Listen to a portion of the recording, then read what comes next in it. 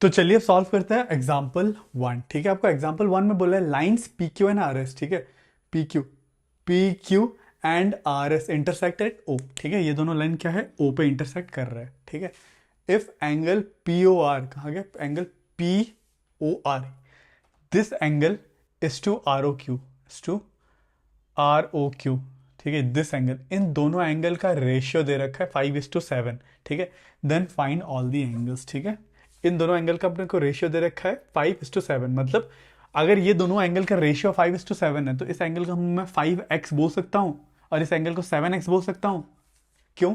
अब इस एंगल का मैं रेशियो लूंगा, मतलब 5x डिवाइडेड बाय 7x लूंगा तो x और x कैंसिल, बचेगा 5/7। ठीक है, और आपको कभी भी रेशियो बोला है, ठीक है, इसका मतलब इस एंगल और ये एंगल को हम लोग जब डिवाइड करेंगे, जो कॉमन फैक्टर्स है वो कैंसिल आउट होकर अल्टीमेटली बचते हैं 5/7, तो वही होता है रेशियो। तो इसीलिए हम लोग एक कॉमन मल्टीपल 5x ले सकते हैं। ठीक है, कॉमन मल्टीपल एक x ले लो दोनों में ही।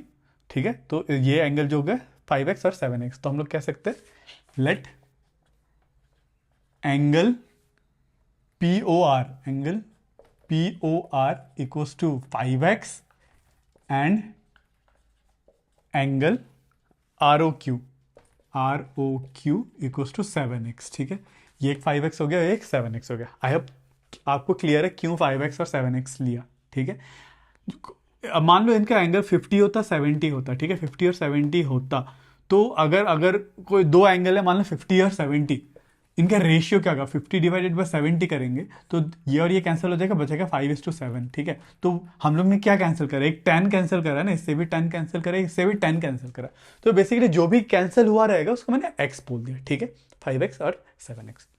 ठीक है, ठीक है।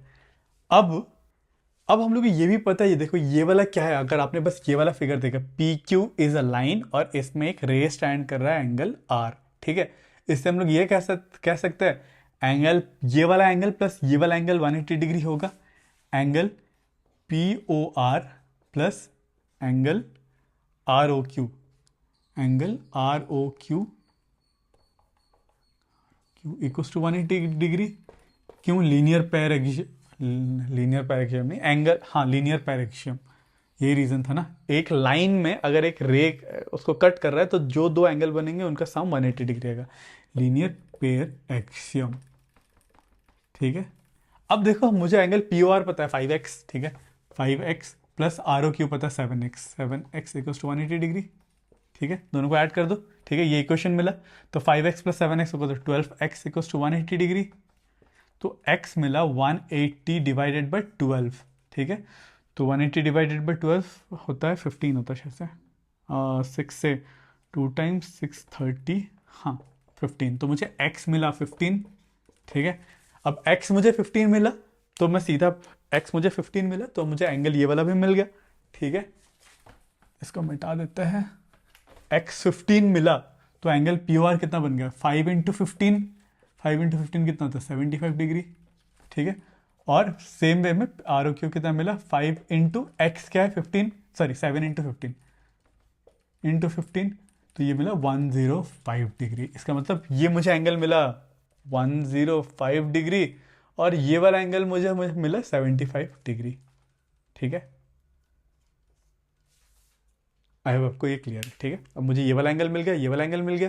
अब मुझे और एक बात ये पता है कि ये वाला एंगल, ठीक है, मतलब this angle is also equal to this angle, this angle and this angle are equal. क्यों? वर्टिकली ऑपोजिट एंगल्स है। ठीक है, हम लोग कह सकते हैं कि angle P O S, angle P O S is equal to angle R O Q, angle R O Q. क्यों? वर्टिकली ऑपोजिट एंगल,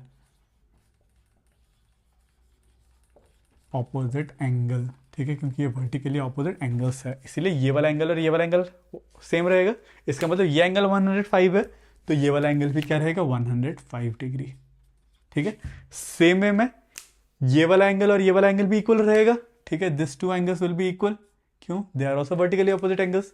सो हम लोग फिर से कह सकते हैं angle P O R, angle P O R is equal to angle S O Q, angle S O Q. क्यों कह सकते हैं? Because they are also vertically opposite angles. ठीक है, तो ये एंगल 75 डिग्री है तो ये वाला एंगल भी क्या रहेगा, 75 डिग्री। हैंस हम लोग को सारे एंगल्स मिल गए। अब नीचे पे आप लिख देना angle this is this, angle this is that, आप लिख देना। आपको कॉन्सेप्ट समझना है, ठीक है। और एग्जाम में आपको रीजन वगैरह भी लिखना है, ठीक है। आपको क्यों आपने इन दोनों को इक्वल बोला, इसको और इसको हम लोग क्यों इक्वल बोला, क्योंकि they are vertically opposite angle, आपको ऐसे रीजन लिखना है, ठीक है। तो ऐसे रीजन लिखते आपको सारे एंगल्स का वैल्यू मिल गया, ठीक है। आई होप आपको क्लियर है ये एग्जाम्पल आप 2-3 बार खुद से ज़रूर सॉल्व करना, ठीक है। ज्योमेट्री थोड़ा सा ट्रिकी हो सकता है शुरुआत में, पर इसके लिए आपको प्रैक्टिस करना पड़ेगा बहुत बार, ठीक है।